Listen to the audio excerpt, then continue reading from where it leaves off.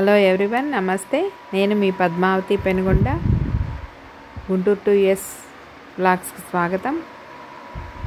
ఈరోజు మా సవర్ణ ట్రిప్లో సెకండ్ డే వామ్సోల్ హిస్టారికల్ ప్లేస్కి వెళ్తున్నాము. ఈ వామ్సోల్ హిస్టారికల్ ప్లేస్లో లోపల మ్యూజియంలో అన్నీ అప్పట్లో 1733 సంవత్సరంలో వాళ్ళు వాడినవన్నీ ఉన్నాయండి.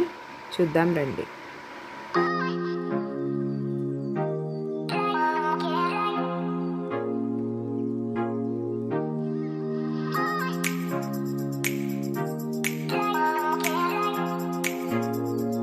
ఈ జార్జియా స్టేట్ స్టార్టింగ్ 13 కాలనీలతో ఏర్పడింది.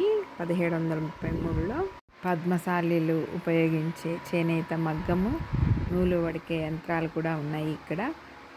మా వారు చూడండి, ఇక్కడ చేయకపోయినా అక్కడ నేసేస్తున్నారు వస్త్రాలు. నోబుల్ జేమ్స్ మేజర్గా ఇక్కడికి వచ్చిన తర్వాత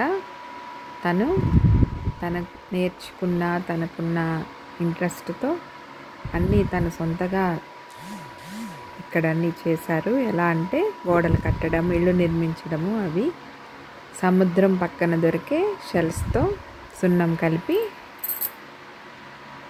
ఇళ్ళ నిర్మాణం చేశారంటండి. అదంతా ఇక్కడ ఉంది. అతని ఇల్లు కూడా ఇక్కడ లోపల ఉంది. ఇంకా లోపలికి వెళ్ళాలి మేము.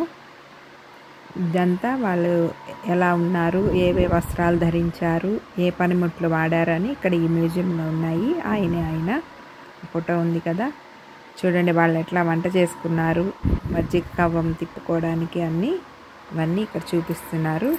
ఈ ల్యాంప్ కూడా వాళ్ళకి లైట్ కోసం ఉపయోగించినది. వాళ్ళ ఇల్లు కట్టడానికి ఉపయోగించిన మ్యాప్ అది. ఈ వస్త్రాలు ఇప్పుడు మేము వెళ్తున్నాము అక్కడికి, అతని ఇల్లు చూడడానికి. ఒక 2 కిలోమీటర్ల అవతల ఉంది. నడవలేం కదా అని మేము వెహికల్ అది ఉంటుంది అక్కడ తిప్పడానికి, అది ఎక్కాము.